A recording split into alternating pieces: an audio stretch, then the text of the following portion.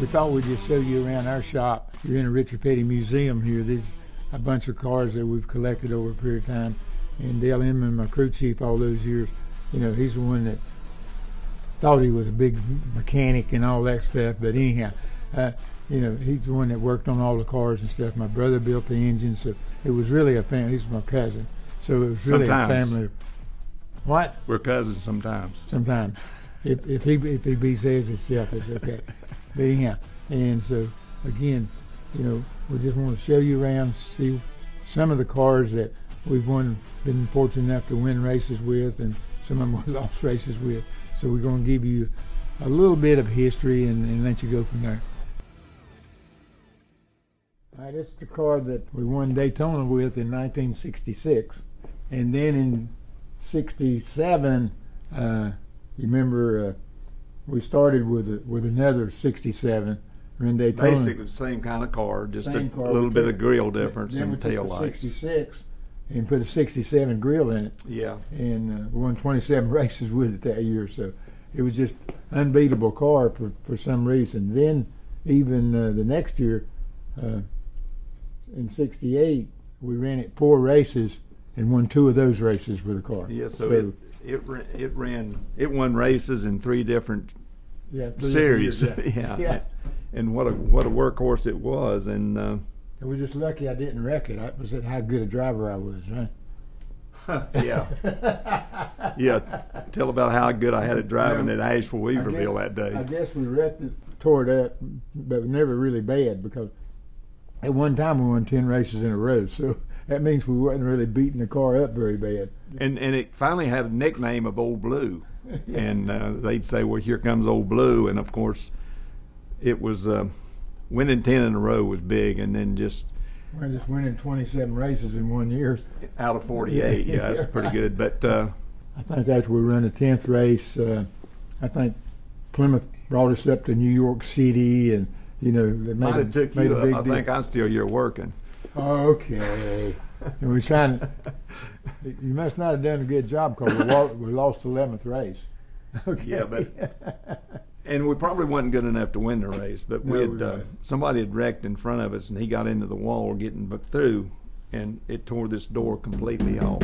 And I know when I come around to change the tire, I had to get the door out of the way, and you run the rest of the race until it blowed up. I think blowed the thing up. There wasn't even a door on the side. Roll bars exposed here. So what a workhorse it was. Well, this car right here, back then we was running, the tires had tread on them, and we cut holes in the right front floorboard and the right rear fender well where he could look down and see the tire, and especially on dirt, because it had knobby tires on it. It had knobby tires, 12/32 of rubber, and the asphalt tires had either 5 or 6. But when a slick spot come, he knew he needed tires. And I know we was at Hickory one Sunday, and it was kind of a dry, sandy dirt track, and it dried out. And we had, I don't know, maybe 3 or 4 sets of tires mounted. And he was signaling for tires. We didn't have radios. He was signaling, we had signals. And he was signaling for tires, and I was helping Firestone mount tires and helping them get pumped up. Back when they first started with race cars, there wasn't any safety features at all, basically.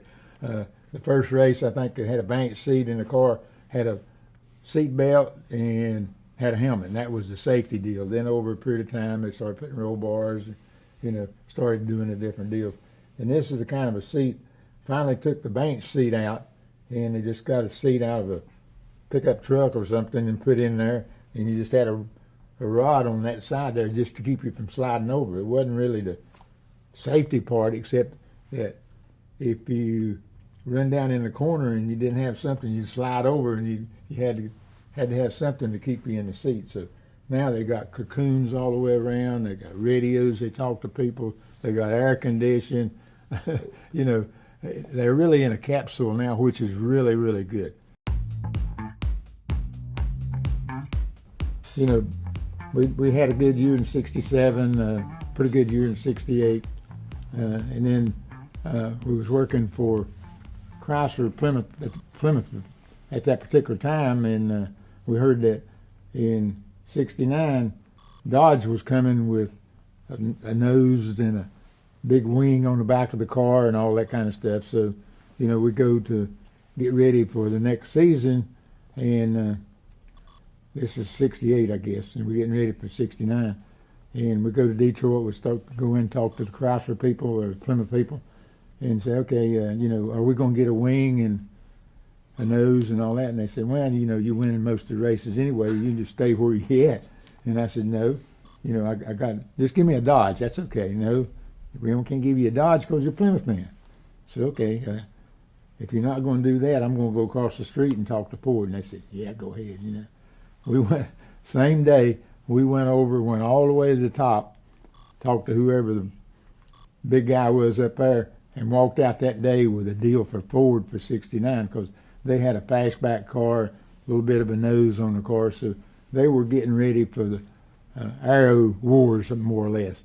And so that's what we started with in '69. And then probably a couple months after that, President of Plymouth came down here by himself, didn't bring no Came to lawyers. level cross. I don't know how he found the place, but anyhow. And sat down and said, okay, what will it take to get you back into Plymouth? I said, give me a nose and a tail. So they went back, and they'd already started working on this stuff, so they knew what they was doing. So they just sort of halfway copied the Dodge, and we wound up with a Superbird.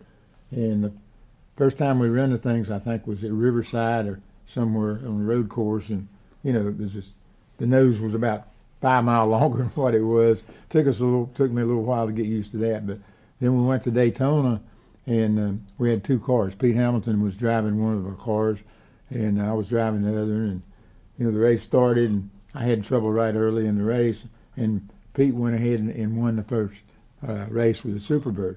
And then I think we won 5 or 6 races with this car because you just run it on miles or above, and we ran a bunch of shorter tracks at the time.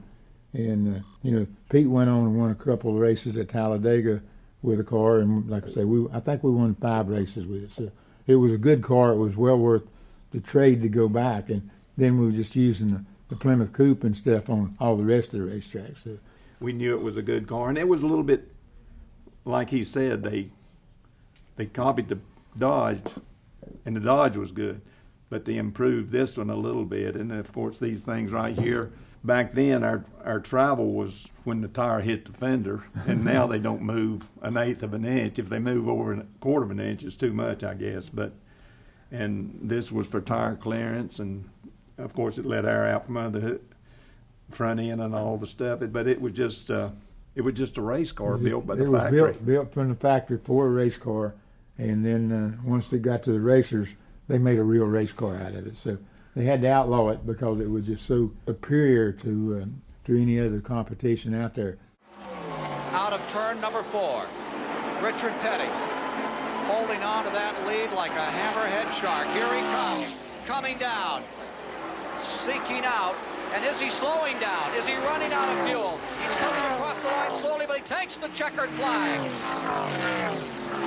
Here he comes in, and what a response he is getting from the 100,000 gathered today. In 1981, a lot of the cars were coming out of Detroit, and they had front drive cars with 6-cylinder engines and stuff, and NASCAR said, we can't go that way.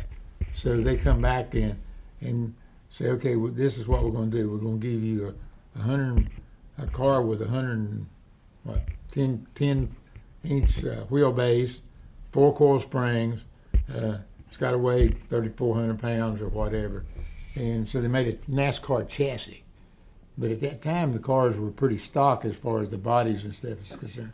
So being we was always in the Chrysler business, we built a Dodge and went to Daytona to test it. And it was about 10 mile an hour slower than anybody down there. So we bring the car back, take the Dodge body off, and we're looking around and said, nobody's got a Buick, we'll just get a Buick. Most of the guys had Pontiacs or Chevrolet, so we'll get a Buick. So we wound up just getting a Buick, putting a Buick body on the car. Anyhow, we ran the race, and how'd we do in the race? He wound up winning. I never had one win. We kindly Bobby came. Bobby Allison and Waddell Wilson and whoever all was involved in that, I give them credit. They researched a little bit better than we did, and they came with at that point in time, you could run cars that was a 3-year-old. And they come up with a Le Mans Pontiac that really looked streamlined, and it wound up being. And they were just class of the field. Yeah, they just had everybody covered, and there was 5 of us that raced pretty much all day, but he kind of dominated. And then I think it was Richard, Bobby, Earnhardt, Ricky Rudd, maybe Buddy Baker. And it was all right there together. And then Bobby was leading pretty good and let it run out of gas. So he coasted in, lost a little bit more, and changed 2 tires and got gas in and went back. And Buddy come in, got 2 tires and gas, and Rudd and Earnhardt, and left us out there. So we come in and got a can of gas and left, and kind of caught them off guard. One of the fastest pit crews in the business, Dale Inman, the crew chief on this car. Maurice Petty, his brother, directing the traffic here as they go to work on the rights. They're not changing tires. A change of pace here for the Petty crew. They're only adding gasoline and either way, a very quick pit stop. What strategy? We'll see how it works. Wound up winning the race by a couple of seconds, But we had a good lead, and of course, Bobby was running us down, but we kind of figured the mileage wrong because he had drafted all day, and coming into the trial to get to checkered, he ran out of gas.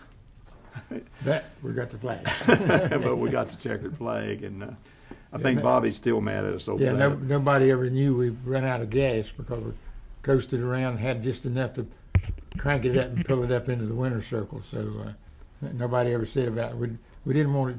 It was dramatic enough. We didn't need to add anything extra. And Dale here is, he's been with me all these years and stuff, and we grew up together. But without his help and without me helping him, it's been a twofold deal. And again, my brother was all involved in the situation with us. He's no longer with us, but it's just been a family operation that's operated all these years, and again, we're still here.